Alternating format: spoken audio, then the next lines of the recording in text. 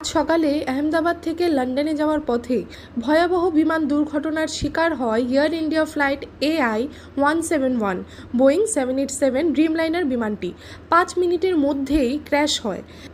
বিমানে প্রায় 242 জন যাত্রী ও ক্রু সদস্য ছিলেন বলে জানা গেছে, তবে এখনও পর্যন্ত মৃত্যুর সুনির্দিষ্ট সংখ্যা জানা হয়নি।